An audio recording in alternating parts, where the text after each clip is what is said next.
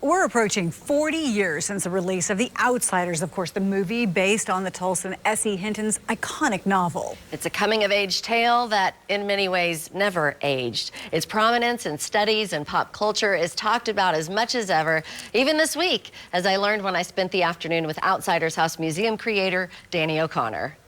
Can you still believe you did all this?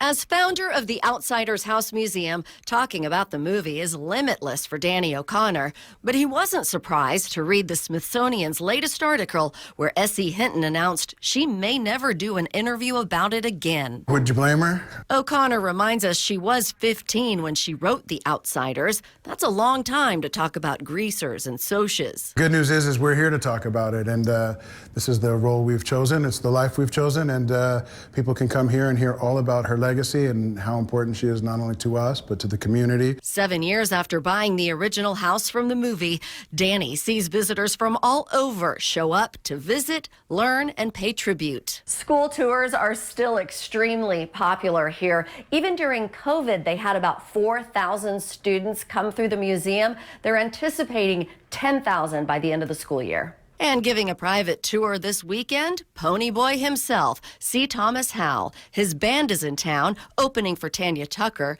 He will also host an intimate album release listening party at the Outsiders House. Tickets are still available. He will walk the VIPs to the park, to the Rumble Field, and give his own tour of the house in his eyes and his perspective. It's one of those insider, for outsiders type of event. It's also a bittersweet time as a true neighborhood outsider, Spot the stray dog, recently passed away. When it first opened, he was a house regular. He just started to show up in interviews, show up in press clippings. Museum fans found a home for Spot where he lived a good life, and now his ashes will be spread on the porch of his first house on St. Louis Avenue. I feel like his final resting place, it makes sense to us to have him here. So his spirit is here, all dogs go to heaven, and rest in peace, Spot. The spirit of the Outsiders lives on, too, even if Susie Hinton is tired of talking about it. We do hear she's happy to talk about Rumblefish.